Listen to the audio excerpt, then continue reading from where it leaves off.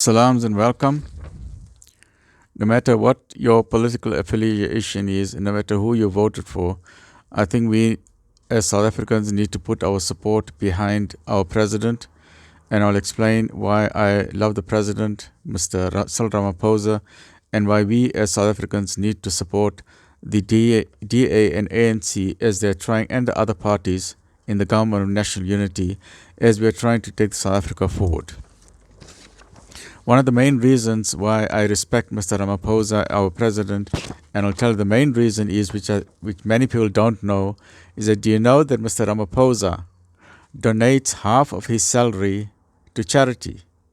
And that is being handled by the Nelson Mandela Foundation. Half of his salary goes to charity. How many people are doing that? Out of the 400 members in the National Assembly, how many of them, I'm giving this as a challenge, I would like all the 400 members of our National Assembly who have been elected to run this country, I would challenge them to give away half of their salary to the poor people, like what Mr. Ramaphosa is doing. This is a challenge. Let's see how many people got the guts to do that. And the reason why I like that philosophy is because we have capitalism, we have socialism. Both of them got good things, both of them have weaknesses, but the best solution is the hybrid model, which is a combination between capitalism and socialism. That is known as a philanthropic capitalist, which Islam teaches. That means be as rich as you can. Capitalism is what makes the country going. We need capitalism. We need capitalists to drive the economy. Capitalists are the ones who pay the taxes, and the taxes pay the salary of the government officials. Without capitalists, you don't have taxation. So SARS needs the capitalists. Every country needs the capitalists. But Islam teaches, and what Mr. Ramaphosa is showing us, you must be a capitalist, but you must have socialist inclination. That means you must be a combined capitalist and a socialist. You must be a hybrid model. Be as rich as you can, but think of the poor. So very briefly, let's look at very briefly some of the achievements of our president. Just as a reminder for the Gen Z, our young youth, many of you don't know who is Mr. Ramaphosa. So just as a reminder for the Gen Z and for all of the generation, millennial generation, but mainly the youth and the youngsters who after 1994, they don't know what is apartheid. So here's a small reminder of Mr. Ramaphosa and why we as all South Africans must support him. He is our president. It's our duty, no matter what your religion is, whether you're a Muslim or Christian, whether you're black, white, colored or Malay or Indian, we need to support the president because that he has been elected by the majority of the people.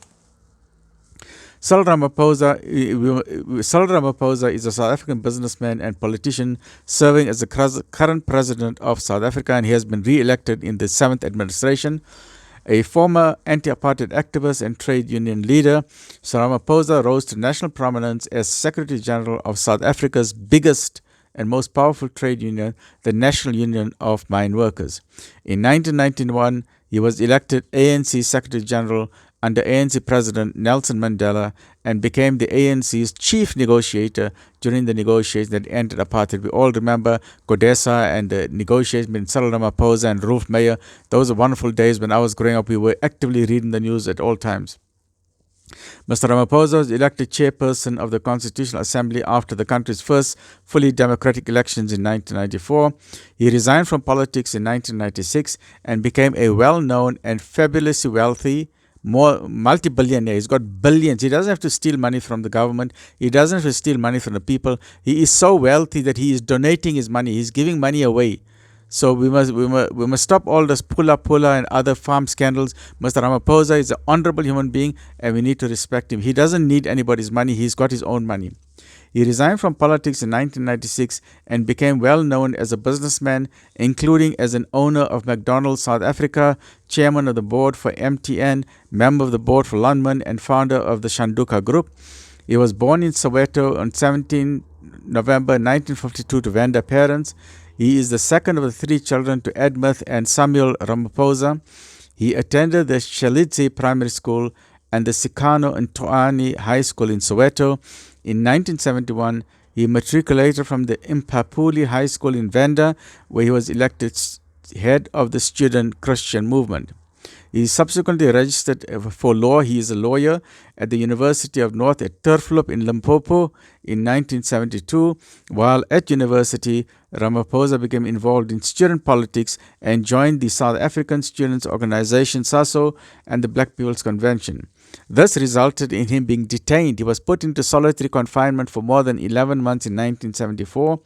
After completing his legal qualifications and obtaining his degree, Ramaphosa joined the Council of Unions of South Africa, CUSA. In 1982, CUSA requested that Ramaphosa start a union for mine workers called the National Union of Mine Workers, NUM. In August 1982, Ramaphosa was the conference organizer in the preparations leading to the formation of COSATU.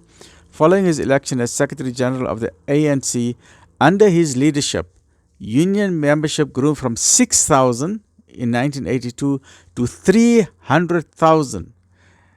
Which shows that Mr. Ramaphosa is very, very popular as a human being. In fact, for the recent elections, overseas international polls and surveys showed that Mr. Ramaphosa got a 78% popularity. He is popular with 80% of the people locally in South Africa as well as internationally. His business career, after he resigned from politics, Ramaphosa became a businessman, taking advantage of the conducive environment for BEE, Black Economic Empowerment. Among other positions, he was executive chairman of the Shanduka Group, as well as the chairman of Bidvest, MTN, and Mondi, a leading international paper and packaging group. His other non-executive directorships include Max Steel Holdings, Alexander Forbes, SAB Miller, Lonman, Anglo American, and Standard Bank. That means we've got the right guy to change this economy for this country. He is a businessman. You need a businessman and a business thinker to transform South Africa from what we are struggling now into a powerful economy. We need a business mind, and Mr. Ramaphosa has got the business mind, so we got the right person in the leadership, and all South Africans must support him. All businessmen must support him. And already international business people are so impressed with it. Mr. Ramaphosa is again the president. They are going to start investing in South Africa again, and we're going to see a new South Africa for all of us. So we must all be hopeful and positive with the changes that we are seeing. In 2011, Ramaphosa paid for a 20-year master franchise agreement to run 145 McDonald's restaurants in South Africa. Subsequently, when he became president, he resigned from all of these positions as part of its ethics committee. He also belonged to the Coca-Cola Company International Advisory Board and the Unilever Africa Advisory Council. During a visit to Uganda in 2004, Ramaphosa became interested in the Ankoli breed of cattle, and he has more than 100 Ankoli breeding cows that is in Taba in Yoni Farm in Mpumalanga. I know this, that is still existing. This is as per Wikipedia on 18th of June 2024, and Wikipedia is changing all the time, so this is the information from Wikipedia on this date. He co-wrote a book, so he's an author as well. Our president is also an author. He wrote a book about the Ankoli breed. It's amazing cattle. He's got these long horns like this. You must see those cattle. Amazing, unusual. You don't see that anywhere else in the world. So he wrote a book on the cattle of the ages, stories and portraits of the Ankoli cattle of Southern Africa. Public service, he became the first vice chairman of the Commonwealth Business Council. In 1998, he became the chairman of the South Africa's BEE Commission. In 2000, he was appointed to the Independent International Commission on Decommissioning as an arms inspector in Ireland, responsible for supervising the decommissioning of the IRA armament in Northern Ireland. He returned to peacekeeping role in 2014 when he served as the South African President's special envoy to South Sudan during the South Sudanese Civil War. He led South Africa's delegation to the World Economic Forum in Davos to promote investment and business in South Africa. Look at the genius. He knows what he's doing. He's getting South Africa going. He's going there getting money for South Africa. So please support the president. We got the right guy. We got the right leader. So please, let's support him.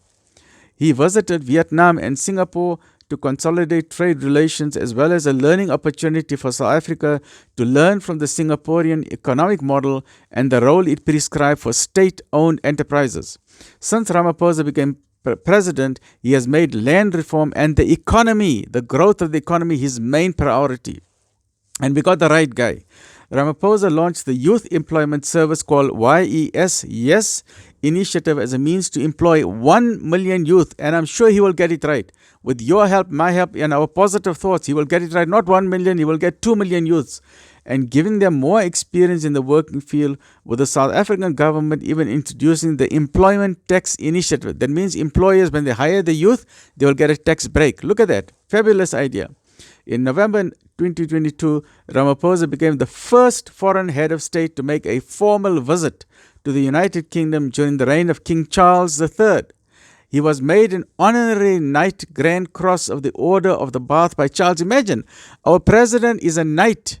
You remember the movies in medieval Europe, the Knights of King Arthur. So our president is sitting on a horse with his armor, this iron armor, and he's holding the shield. He is a gallant and chivalrous knight. We've got a knight in South Africa. Imagine, a knight of the round table. That is our Mr. President Ramaphosa. In July 2023, Ramaphosa attended the 2023 Russia-Africa. A delegation from Africa went to try and establish peace between Russia and Ukraine. So in July 2023, Ramaphosa attended the 2023 Russia-African Summit in St. Petersburg and met with Russian President Putin. Ramaphosa called for peace in Ukraine and expressed concern about the global food crisis and rising fertilizer prices. Ramaphosa called for a ceasefire in the Israel-Hamas war, stating, as South Africans, we can relate to what is happening to the Palestinians. His coronavirus response has been hailed all over the world. He has been internationally praised for his response to the COVID-19 pandemic, where he's been commented, where the BBC has commented that Ramaphosa has emerged as a formidable leader, composed and compassionate, and seized by the opportunity of the moment. The coronavirus was a nightmare for all. We as doctors were terrified what is going on, yet there were very few people in the world who responded like how Ramaphosa responded. He did a fabulous job during the coronavirus pandemic. While other countries were struggling, Ramaphosa showed leadership. And with his political and his philanthropy, look at his philanthropy. We started with his generosity. Let's end with his generosity. Ramaphosa publicly declared in South Africa on 24th of May 2018 that he would be donating half of his salary, which at that stage was 3.6 million per year, to charity. He's giving away half his money to charity in honor of the late former South African President Nelson Mandela. And I'm sure Nelson Mandela in his grave is very happy with Ramaphosa and the way Ramaphosa is running this country. Ramaphosa said that this gesture of giving away half of his money to charity was aimed at encouraging the wealthy people to dedicate some of their pay to help build the nation. What a fabulous idea. The donation was set to be managed by the Nelson Mandela Foundation. And to conclude, that is why I say, why I love and respect and support. I have the highest respect of support for our president, Mr. Ramaphosa. He showed the solution how the rich people, the capitalists, must be also philanthropists. They must be generous capitalists. There's nothing wrong with capitalism. We need capitalism to pay our taxes. And when the SARS need the taxes to pay the salary of the government. Without capitalists, we don't have tax. So we need capitalists, but we need generous capitalists. We need the hybrid model which Islam shows, philanthropic capitalists. And that is why I respect and have the highest respect of love for our president. He donates half his salary to charity. And my challenge to all the 400 members of parliament, our honorable MPs of the National Assembly, all 400 members, let's see if you got the guts to do what our president is doing. Everyone must give away half the salary to the poor. Stay well, look after yourself.